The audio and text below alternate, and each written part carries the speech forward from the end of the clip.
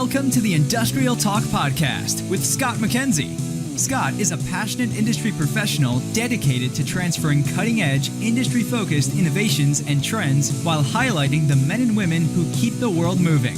So put on your hard hat, grab your work boots, and let's go. Hey there, welcome to the Industrial Talk Podcast. So honored that you have joined. You are listening to the number one industrial-related podcast in the universe, and it is dedicated, 100% dedicated to you, the industrial professionals, the companies that get it done. You're bold, you're brave, you dare greatly, you're changing the world and lives of people.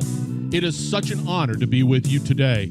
We have a great interview, which we always do. His name is Carlos Valdes-Dapena, and you know what we're going to be talking about?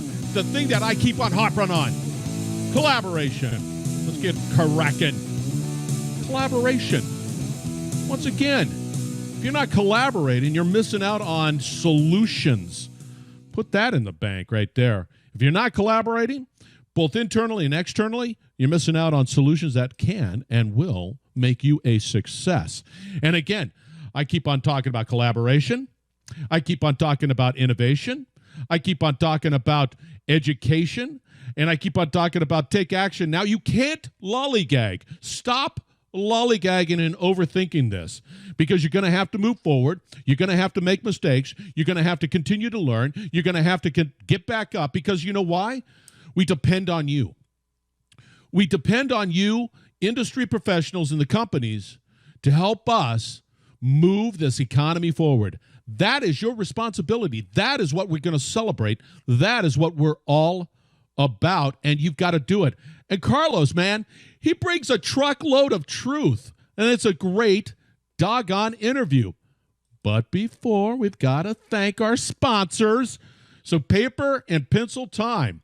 All right, May 21st, 2020 at 11 a.m. Eastern Time, we're talking about be ready to scale digital for manufacturing 4.0 through challenging times. It's a virtual conference because you're all about education too. Now is the time. You got to do it. Here it is. It's free. It's virtual, and it's brought to you by those incredible people at IIoT World. Go out to their website, which is IIoT-World. Find this particular registration. Get scheduled. It's important. And you know who's sponsoring it? That's right, Hitachi Vantara. Now, you want information, you want solutions, you want the ability to know what to do in this real challenging time? Right there. Go out to Hitachi Vantara, that's Vantara. Look around. Reach out to them. I'm telling you, you will not be disappointed, without a doubt. And again, everything, you name it, it will all be out there at industrialtalk.com. All right, let's get cracking on the interview. His name is Carlos Valdes. It's S's all the way down. Dapena. He is the founder of Corporate Collaboration Resources. And without a doubt, I just really, truly enjoyed the conversation. But more importantly, he knows what he's talking about. He has this depth, wealth, breadth of knowledge on how to really help companies today, especially today, to have meaningful, collaborative meetings and bringing people together in a real focused way. I'm telling you right now, he backed up that doggone semi full of great information. It's like, beep, beep, beep. I'm here, Scat. I'm going to be dumping it all off. That's what he's all about. And he is open. And his stat card is insane. He's a published author. But anyway, you can tell I'm just a big fan of old Carlos. So anyway, enjoy this particular conversation, this interview, and do something with it. But reach out to Carlos. So here he is. Carlos, enjoy. Hey, Carlos, welcome to the Industrial Talk Podcast. So glad that you made time in your busy schedule. How is everything happening I think you're out of New Jersey, right? Yeah, West Orange, New Jersey. Thank you for having me. It's a delight to be with you and to have a chance to have some good conversation in these strange times. Strange with the capital S. Yes, Strange. Yeah, absolutely. And by the way, if you're looking out on the video, He's looking really sharp. He's got a great camera, great office. Everything is just 5x5 as well as the mic. He's going to be taking our job on Industrial Talk, no doubt about it, in a real, jet second. Anyway, for the listeners out there, because we're going to be talking a little bit about collaboration, team building, especially now. I mean, I don't have the answers. Honestly, don't have the answers. But but we have to have some answers. We have to have some directions. I'm looking forward to this conversation. Give us a little background on who Carlos is, and then we're going to go into the interview. Great. Do you want me to talk about me? Is that absolutely? Invitation? It's not. Yeah, okay. It's a podcast about you. What about me? So I think the most salient point is I was inside corporate America for a long time. I spent 17 years at Mars Incorporated as an internal organization effectiveness consultant. Prior to that, I worked at IBM, where I was an internal executive coach to the senior leadership up in their headquarters in Armonk, New York. Before that, I worked for an external consulting firm, and that's where I learned my craft. Really, it's where it started. But I've always loved being an internal consultant because I like to see the results of my work. I like to know that I've got something at stake, right? If I do my job well, it makes the company better, the lives of the people better, and I'm in it, right? So as I said, I live in New Jersey. I am married. I got 2 grown kids and a couple of grandkids. Nice. And that's been one of the great delights of my life. I had no idea grandparenthood was so cool. Well, you know what? My daughter was just proposed to last week. And congratulations. So all I could just say is like, all right, grandkids, now, get going. I'm ready. It's a great thing. I bet it is. I'm looking forward to it. And maybe we'll have a conversation about just being grandparents. I am looking forward to it. Give me a year or 2. And then we'll have that conversation. All right. One of the things that I've been really working on, is during this time, the elephant in the room, what are we going to do? What does the future look like? I don't have a crystal ball. All I know is I've got a couple of key themes: collaboration, innovation, education, take action, speed, right? Try to do some speed in this stuff, and then be willing to make mistakes and keep moving forward. Yep. The area that I'm really interested in, especially in this conversation, is the collaboration part. I believe that we don't have all the answers. This whole pandemic thing has just sent everybody into a loop. I don't have answers. But I know that through collaboration, there's going to be some answers. And you're not going to be working in a vacuum. Can you talk a little bit, one, about collaboration? Then we're going to start talking about how to sort of build that. Well, so obviously it's working with others is something we have been doing in the workplace forever, right? I mean, as long as there have been structured organizations, people have worked together. So it's interesting. It is my considered opinion, because while I was at Mars, I had the chance to do some research, some actual honest to goodness research. I had over 125 teams in my database. So when I talk about these opinions, I was in the trenches with these folks, capturing data on how they worked and what they did. It's interesting to me that collaboration, we think of it as natural. In fact, what's natural is we have the potential to collaborate, but it is a skill. It is a skill. A few people out of 100 might be natural collaborators. Everybody else, we have to learn it and practice it, because if we don't, we're just going to work on our little silo because that's where we're comfortable. So part 1 of all this is, let's remember that for collaboration to happen, we have to understand, we're going to have to learn some things. We're going to have to develop some capabilities to do it well. Does that make sense? It does. Now, right. In out of these 125 teams, and only a couple people really have the skills. What are those skills? What are we talking about? Right. So how do I? The basics, the essentials for a team member. Let's start with team leaders for a second. Let's start there. Right. Okay. If you're managing a team and what you want to do is unlock people's collaborative capabilities, you've got to create conditions to do that. So let's first of all step back and remember, in most Western companies, and by Western I mean companies designed after the British and American models, which is what most companies, even in Asia, are designed against, right? Hierarchical, pyramid kind of a shaped organization where there are direct lines of reporting and there are also matrix lines, all this sort of traditional stuff. Not all companies are organized that way, but for those that are, where there's a boss and there's a team. One, if you're the manager of that team, you have to remember that the individuals you're working with were hired as individuals. They are paid as individuals. They are recognized as individuals. They're usually promoted as individuals. The predisposition for individual working in the traditional workplace is very strong, right?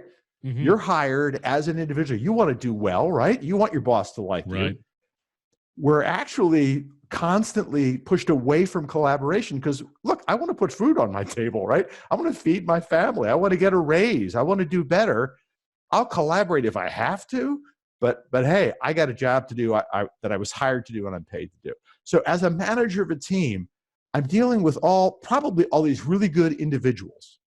How can I get them when I need them to work well together and not keep going back to their desks and doing the thing that they think they were hired to do that's in their job description? And this is with a real insight from the research we did. So I got to pause for a second. There's this, what I call the achievement drive. We are very, as members of Western society, we're driven to achieve. We're taught to achieve. We're taught from our youngest school age to achieve, right? We want to get good grades. We want to be on the basketball team, and we want to score all the points. That drive to achieve is so powerful that it gets in the way of collaboration. So what we figured out at Mars was there's a way you can tap into that achievement drive and direct it towards collaboration. So if I'm a manager, the question I have to answer is, how do I do that? How do I tap into that achievement drive and get all my high achieving individual folks to work together when I need them to? Make sense? It's spot on, buddy. I'm soaking this up. You just keep talking because I'm writing notes and because these are gems. So here's how we figured this out. There are really three big needs that have to be met. The first one is I want people, and I'm going to use kind of a consultancy word here, I want my team to be more intentional about collaboration. So to hold that thought, for most of us, teamwork is a buzzword. It's on the poster. It's on the one that with the rowers at sunset. Teamwork. Yeah, right. It's be a good team player. We have to go from a generic attitude / mindset of teams and teamwork to collaboration as a specific doable thing. Right. So what we do is we have to get people to choose collaboration as a way to get work done. Is this number one? We're still on being intentional. So that's number one. That's number one. We want team members to be intentional. Okay. We want them to say, I get it. If I do this work, it'll be good for me and it'll be good for my team and for my company. I'm going to choose collaboration. I'm not just going to think, teamwork, that's lovely. Let's go out and have a beer together after work. Or run away. It ain't that. If I see that rowing poster, I'm out of there, man. I'm not going there. So the thing as team leader I want people to be intentional about collaboration. How do I get that? This is number two. Clarity. So that's pretty vague. Let me get clear about that. Let me be clear about clarity. It's like the miscellaneous file. So I want to, but the clarity is I want to tap into that achievement drive by being really specific about a couple of things. First of all, why is this collaboration valuable and important? So I want to answer the big why question for my team and say, guys, this particular project we're going to collaborate on matters to you as individuals, it matters to this team, and it matters to our company. Here's the why, right? That's got to be compelling for your high achieving individuals who are used to, they get why their work's important, right? They get a paycheck for it every week. They know why they were hired. Why is this collaborative effort important? Tell me that. Two, what is the specific work you're asking me to collaborate on? Once again, we move away from a generic notion of we're all a good team, we got to be good team players, to right here, this specific project requires, in some cases, all of us to work together. So a big why it matters, and a big what. What's the specific work? And then get really clear about what's your role in it.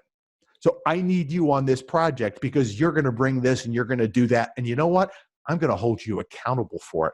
So suddenly collaboration becomes as accountable as your individual work. That's critical to people who are keeping track of their progress, keeping track of what they do. So that clarity about the big why, the big what, and the who, that's what taps into that achievement drive. Does that make any sense? It's spot on. As I write this stuff down, just because I've taken the notes, I reflect back on my experience and the countless, quote, team meetings, and all of these are gaps. I'm more impressed with the fact that you've identified the achievement drive. And it is true. Yeah, how many times does everybody sort of leave that conference room? Yeah, it's fine. We got the whiteboard or whatever, the flip charts, and we've filled it out. And once they pass through that conference door and get back to their office, they're back into the salt mine doing what they do. They do what exactly. All the time. Exactly. Like, now, slip. So there's one other element I want to get in here, and that once you've got your clarity, that's creating greater intentionality in your team, you got to have some discipline, right? You got to have a routine to keep this thing going, right? Just because you have one meeting where you clarify stuff, you know, Scott, how fast things change. Clarity, I like to say, clarity is organic. What's clear today, a week from now, especially in this current age of pandemic, it ain't clear anymore. So you have to have the discipline to come back to it. So you were just talking about meetings. That's a discipline, right? Yeah. My favorite topic, I just talked about this my book just came out, my second book just came out yesterday, and I tell a story in there. So let me tell that story and we'll talk about discipline. Yeah. Imagine a meeting is scheduled for 5 a.m. East Coast U.S. time. It's scheduled for 5 a.m. because we need to get our colleagues in Europe on the line and our colleagues in Asia without making their day terrible, right? So we're scheduling this call at 5 a.m. It's a team meeting. And imagine that team meeting, what we're doing is we're going around the virtual table, and everybody in our team of 8 is just going to offer updates about what they're up to. So I'm getting up at 4:30 in the morning. I'm skipping my daily workout. I'm going to sit through 3 hours of people talking about stuff I don't want to be cynical, but I probably don't care about it. You don't. And by 2 in the afternoon, I'm wiped out because I've been up since 4:30 in the morning. That's bad discipline, right? No, what that represents is a team that hasn't said, okay, hold on. We know why our collaboration is important. We know what specific work requires it and who needs to be involved. Therefore, our meetings should reflect that. Our meetings should only be about the stuff that's in line with our big why and the what, and we know who needs to be there. If the topic of the meeting isn't about that, then we shouldn't have a meeting. It's interesting. So a dovetail. So I reflect on my experience. Yeah. When we start going down the road of, all right, we're going to create this team, and this team is going to address, and it's always foggy and jello-y type of a thing, a subject matter, which is hard. And what you're trying to do in this particular, recognize that there's a achievement drive, intentionality, clarity, and discipline, focusing in on a real concrete objective, whatever that is, concrete, so that it's not this nebulous thing that just sort of, undulates around. It's awful. That's what I hear you saying. It is crystal clear. It is crystal clear. And that should govern our meetings. Yeah. So we're never going to have a meeting that isn't producing progress in these areas we've said are important, right? We're never going to have that. And if we do, we got to go back and say, hey, wait a minute, we're not on purpose here, right? We're not handling our big why. And I would imagine based off of what you're saying, it's imperative to do this in the beginning. You cannot just sort of do it, but you gotta spend the time, energy, and effort to do that in the beginning. Right. Well, I love your choice of words, Scott. We call these things the clarity, the intentionality, and the discipline. We call those the 3 imperatives. It is imperative that you start with your team, right? And what we did was we said, okay, these are the 3 imperatives: clarity, drives intentionality, supported by discipline. What are the specific things that teams and managers could do to address those 3? And so we created what we call 6 practices. And it's just a series of things to do, including techniques and tools that address those imperatives. And you're right. The moment you step through the door, if you're, for example, you've just been named manager of this team, right? Come through the door and say, guys, we're going to start with answering a few questions about why our collaboration is important. Oh, and by the way, I have to add one other thing into this. There's a bunch of work we don't need to collaborate on. Awesome. We got some great individuals who should go off and do that work by themselves. Yes. Excellent. Some of our work we'll collaborate on, and you will know exactly why it's important and exactly what you need to do. But some of it, you're on your own. Good luck. You're empowered. Get it done and enjoy the fruits of your work. So we keep that achievement drive in mind either way. See, I really like that. And for me personally, I like the fact that I can, it's not a big elephant. It's a piece, it's a chunk. And all the other little noise and shiny objects that, distract me during the day, have at it. I don't care, but it's not going to be a part of this organization, of this team, because we have the discipline, we have the clarity, right?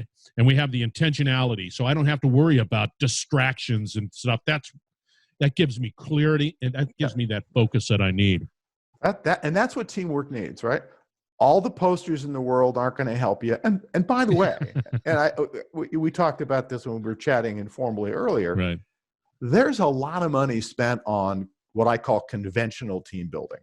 So ropes course is a great example. Going out and doing a paintball or an orienteering exercise. Look, that's a lot of fun. I get it. And it helps teams relax around each other. But what it doesn't do, what none of that does, is change collaborative outcomes. Yes.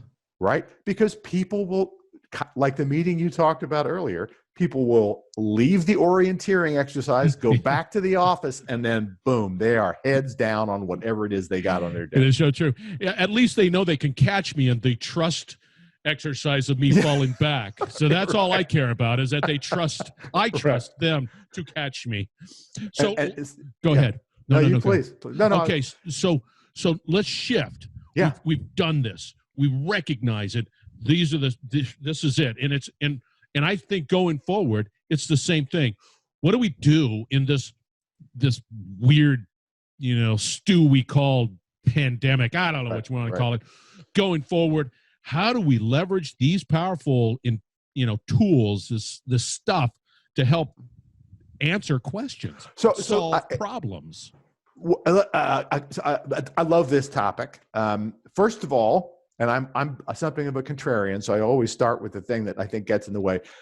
I've been working with an IT group at Mars, actually, and we had designed a remote session to address some of these questions around clarity and intentionality, and they canceled it, even though it was remote.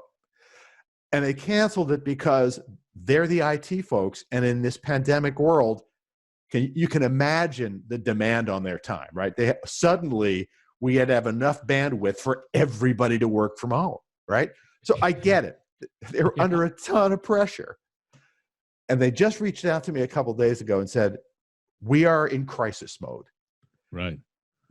And so is everybody. And they're getting burned out. And that's what she said. She said, we've got to do something to get focused. And this is exactly what we're going to talk about. They need to stop for a minute and say, guys, let's pause, let's breathe, even if we have to do it at 5 a.m, and let's answer a few questions. Where do we need to work together? Why is it important? Where do we not need to work together? Where can we create some space in our lives by working individually? What's our discipline going to be? I was talking about this yesterday with a group from George Mason University. There's a lot of work getting done now. People say productivity is up as much as 40%. No way.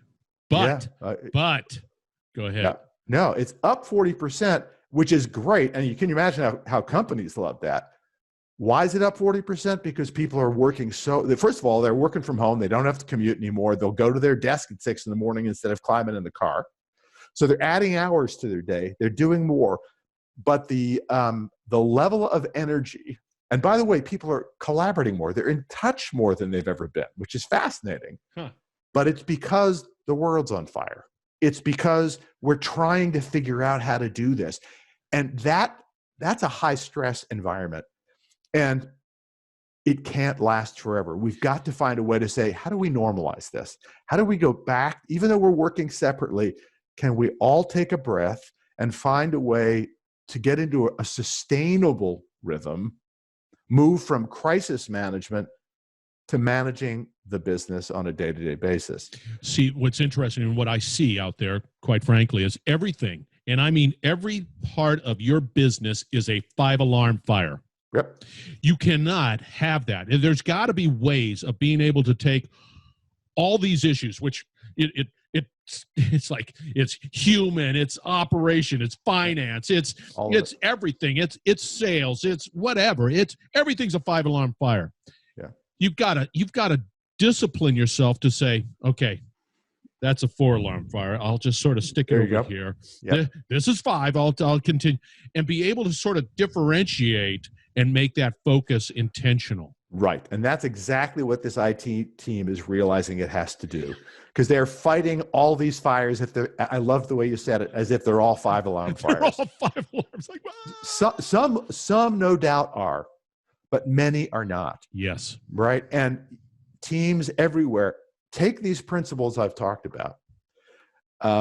That achievement motive, that achievement drive is in overdrive now, because everybody wants to make sure we don't let anything fall through the cracks. Again, it's unsustainable. We need to stop and ask ourselves, where's the right place to apply all this energy? Where is not? What's the big collaborative why? What's the work that actually requires our collaboration, which doesn't? Yeah. Who actually needs to be involved in some of this stuff? This IT team, they're having meetings every day with everybody. Come on, guys. I mean, I get the sense of urgency, right? Yeah. But we can't keep that up forever. That is impossible. And I would imagine, and correct me if I'm wrong, Carlos, if we develop this discipline now, we don't know how long this, whatever this is, how long that tail is. But I would imagine if we can develop the discipline today and deal with it, take a step back, will help us on this journey of whatever this is, and be that sort of foundation that you can start to sort of build off of. Because the companies that are just 5-alarm all the way through, there's no way, because we don't know how long this is going to last. No, we don't. I think it's possible. So I get caught between, I don't want to try to predict the future, and every so often it's something that occurs to me that might well, in fact, shape the future. So I think what you're saying, yes, if teams can adopt this approach now, and by the way, the other thing about this approach, when we get together and talk about our collaborative why, it creates a sense of unity and a team identity, right? It gives us a strong reason to be together and to work together. That's needed now more than ever, that sense of team identity around the big why and the what, because we're not together to reinforce our team identity. We have to do something. This methodology is good for that. And you're right. If we master it today, if we practice these skills and put these ideas to work now, it's going to serve us in the long term. It'll be way more fun when we can be in the same room together to have some of these conversations about the why and the what. I look forward to that time.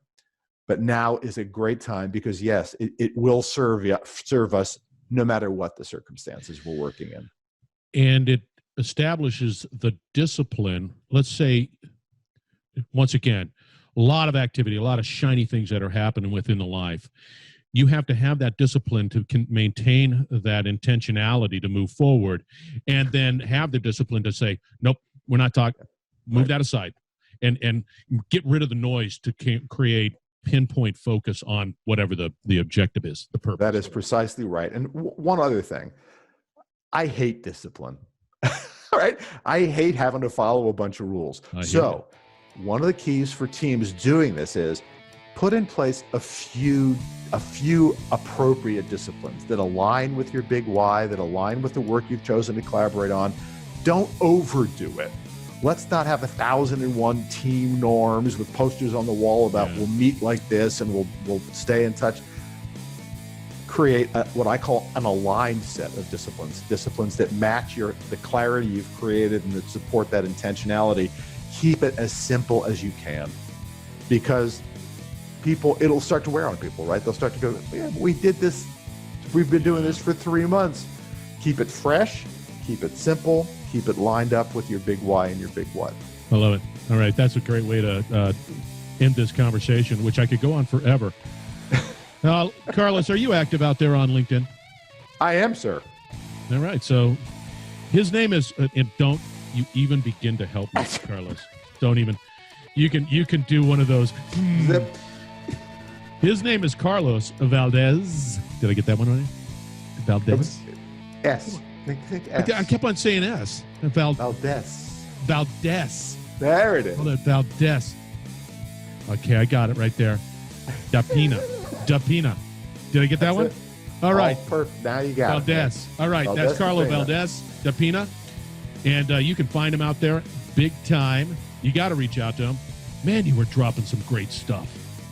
Well, thank you. I love what I do, and I think the work. I think the work is important. So I'm glad to be able to talk about it. Okay, you listeners out there, we're going to wrap it up on the other side. So don't go away, because you need to have. I mean, he's got a first chapter of his book, Lessons from Mars. I mean, we're going to have all these links. So anyway, great. Thank you very much, Carlos. I appreciate your time. That was fantastic. It's been a pleasure. Thank you for having me. All right, you listeners, stay tuned. We're going to wrap it up on the other side. You're listening to the Industrial Talk Podcast Network.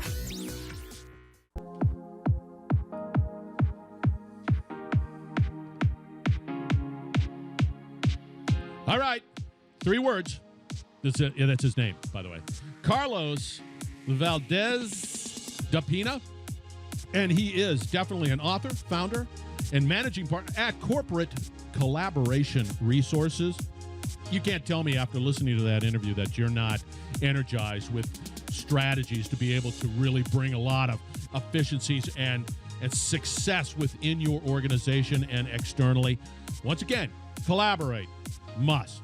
2, you got to innovate. Must. 3, you got to educate. Doggone it. You got the World Wide Web out there. Educate. You got to take action. You got to have speed. And you're going to make mistakes. You need to get back up. Don't say, woe is me. Oh my gosh, it's too hard. Stop doing that. We depend on you. You're an industrial professional. You're a company. You are bold. You are brave. You dare greatly. You're changing the world and lives, and we're depending on you in this particular unique situation. I don't know what we want to call it, but we need you. Thank you again for joining the Industrial Talk Podcast. Now, when we start talking about education, you got to go to the Industrial Academy. You got to learn. It's all about sales, marketing, and branding for you as a company, and it just keeps on flying, and it just keeps, you get the best of the best that I could provide on how to make you a success in the future. All right, enough with that. Be bold, be brave, dare greatly, change the world. Thank you very much for joining the Industrial Talk Podcast. We will be back later.